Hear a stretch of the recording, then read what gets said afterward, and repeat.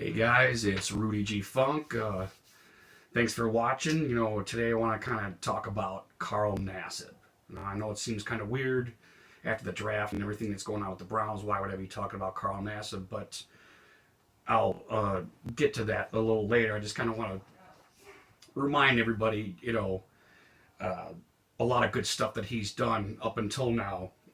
You probably even know what I'm getting at just by me talking about him. But of course, he was a walk on at Penn State. His senior year, he led in sacks with like 15 and a half. He did a lot of good stuff in college, despite I believe it was his senior year was his first year starting. So that's pretty cool stuff there, that he was that productive at that level.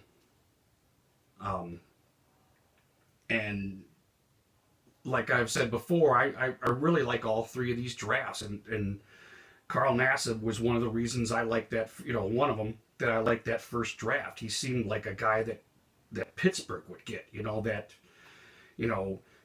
you see the motor that the guy has. Uh, the dude's raw. Obviously he hasn't been starting up until then. If I'm not mistaken, if I'm wrong, correct me. Comment, do whatever, because I'd love to be more educated too. So, but ball awareness was like huge. And after the draft, looking back at in retrospect, Carl seemed like somebody that Pittsburgh would like to have on their team. I could be wrong. I don't know what the gossip was with the Steelers at the time, but that ball awareness, if you guys played Madden, I'm pretty sure Pittsburgh still has that 99 ball, awareness rating, or if it's not that, it's really high. But I know it's a video game, but trying to put things in perspective here. They've always, every time that we play them, they always seem to know where the ball is, right? If there's a fumble, you think we're gonna get it. No, they somehow get it. And this was, in my opinion, like that step towards, not because I don't want to take Pittsburgh's team, put it on the Browns, and call them the Browns. I want my own guys, and this was that, I think, part of that first step in getting that AFC North raw big guy, big monster, who I think Carl is. He's a monster. I loved this pick. And of course, he is raw. He doesn't have as much starting experience at that level, but obviously in his senior year, that was phenomenal, the kind of year that he had. And I really like, Carl Nassib, which is why I'm kind of making this video. Um, and I don't know. Speaking of his motor, I and I'm not poking fun or anything, but he really does remind me of Happy Gilmore, that big dude with like the nail in his head, running after Shooter McGavin. That trying to get his gold jacket back for Happy. And I like that the motor on the kid, and especially in college, it almost they'd leave him unblocked as if he wasn't fast or something. The quarterback be like, well, I'll just do this quick dunk, and the dude be done, take the dude down, which is he's a fun watch in college. So if you haven't watched his college stuff, go watch his college stuff, because his highlights and stuff, because he's a fun watch there too. But he has been productive on the Browns too, so he's kind of almost in his, this is like his fourth year. So I don't want to say he's in his infancy, or even adolescence is probably stretching it. He's kind of a tweener now. He's the volatility in his game. I mean, when he looks, like if you ever watch Voch Lombardi, he makes some really good points, and I love Voch Lombardi. If you haven't watched him and you like watching that kind of scout kind of stuff, he's got a really good character behind him when he's breaking down the plays. But anyway, I digress. He's still kind of volatile. He's still fine tuning his game. And I'm guessing he's gonna apex this way. He's only gonna fine tune. He's gonna keep getting better. And tweener's kind of a stupid word, but I really don't think adolescence or infancy. I think this this guy is on his way to becoming something really good. And especially with Coach Simmons. I really like Coach Simmons. If you haven't watched any of his interviews, the way he kind of treats the media. He's not like a jerk or anything, but he's just kind of got that look, like Carl Nassib. Yeah, he's needs to work and needs to be a little bit more violent, and he just kind of looks off past the media as if like he's doing this 1,000-yard stare. He's not even paying attention to him, like he's shouldn't even be there. But I really like the stuff that he says, and I think Coach Simmons is great. I hope they never get rid of that guy. I guess I'll be really pissed off if they get rid of that dude. But I really want to talk briefly, even though everybody kind of wants to forget about it, and I hope I'm not just bringing it up to spur more talk about it, but just kind of put things into perspective. Not with just the Browns, but with Carl specifically. That over the last 2 years, how many in an analytical perspective, how many bad things are happening intra-game. A lot of bad things happen. It's happening often.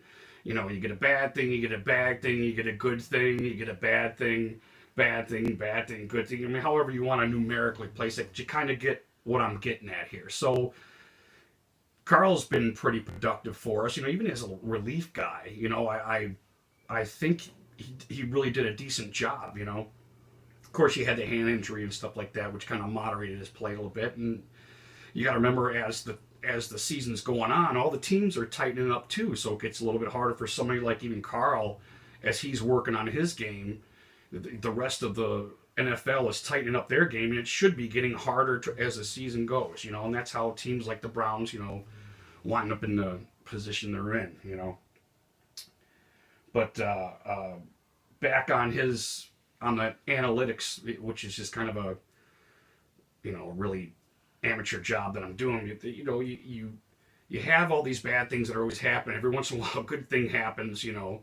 Well, sometimes a good thing and a bad thing happens at the same time, and that's what I'm referring to is him lining up off sides and Myles Garrett making that great play. And as a fan, the first thing we want to do is bark about how stupid it might be or whatever. But I can always kind of step back and take it as well, Myles Garrett still made the play. He's still a wonderful athlete.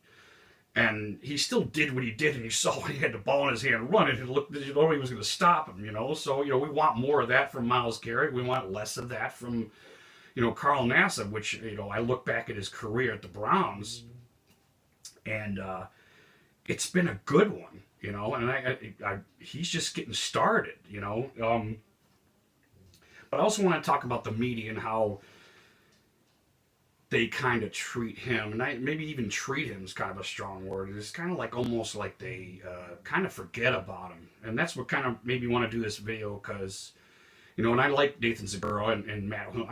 I love all these guys. These guys are really good, but it's no different. I love my family too, but I don't not yell at them because they're my family. But I think it was Nathan Zagura was he was going through the Bradley Chubb thing. Why we didn't take Bradley Chubb at 4, why we took Ward. And it's weird because they're kind of still talking about this. And this is what makes me think of Carl Nassib, because they were kind of almost socially boxing him out, like in basketball, They're kind of backing him up out of the situation, like they would like to take this Bradley Chubb guy, and that had kind of knocked Nassib out, And they didn't. It was subtle. They didn't say this.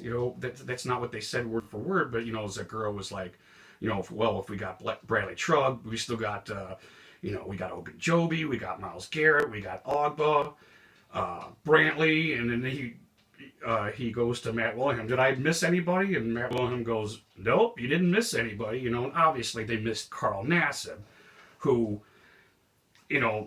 why I'm making this video, in my opinion, and I think a lot of fans probably feel this way, and hopefully I'll get some comments and stuff on this and can react to it. That's why I kind of want to make this video too. But I think if you kind of like the stock market, you appraise a stock for what it is right now. I believe there are 31 other teams that would love to have this kid. And I can't help but refer to the Steelers. I guess I'm gonna, because they're in our conference, I'm gonna keep referring to them, and we still got Big Ben and that whole thing. But God, if we somehow, for some dumb reason, got rid of Carl Nassib and the Steelers got him, and he hasn't even hit his prime yet, that just, makes me turn over in the middle of the night. I don't know, they'd probably dye his hair black and sharpen his teeth and, turn him into one of those goth clowns, which is, cool and it's scary, but you know what I'm saying.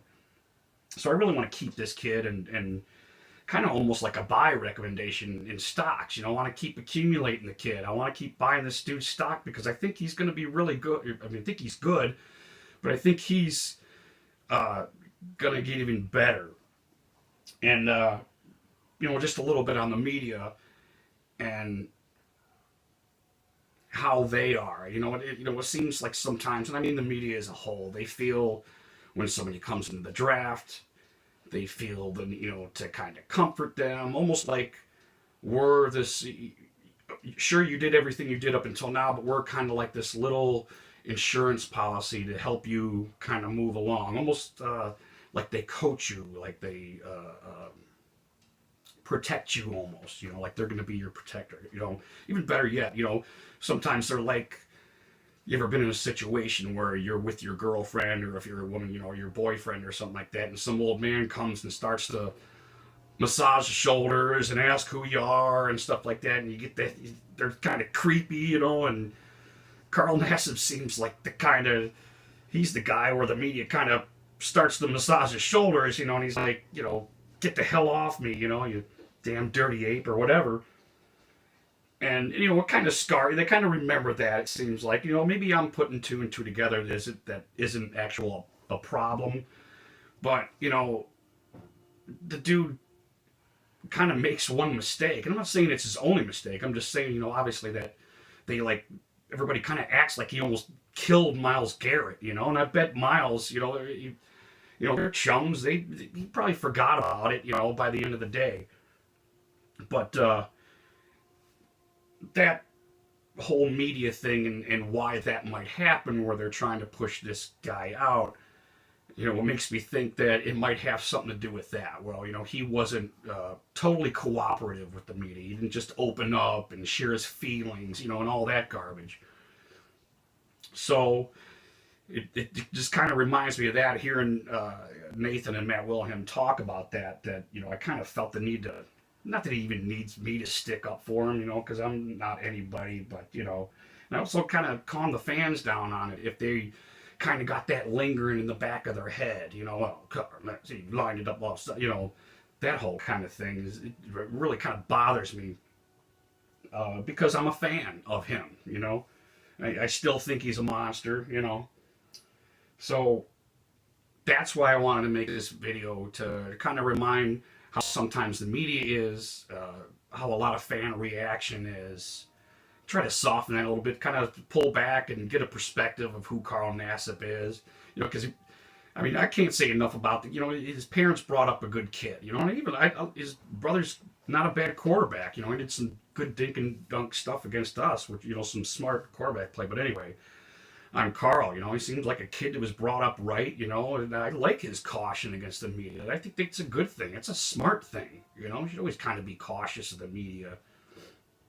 And his relationship with Simmons, especially with the media, I kind of like how they're kind of both, real kind of strict with the media and kind of like, fuck you, I kind of like that.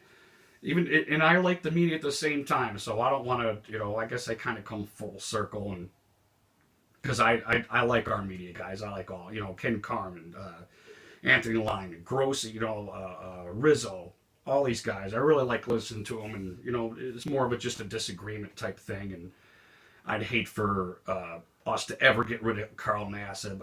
I think he should be here a long time. I think he will be here a long time, and he's going to be a very productive part of this organization.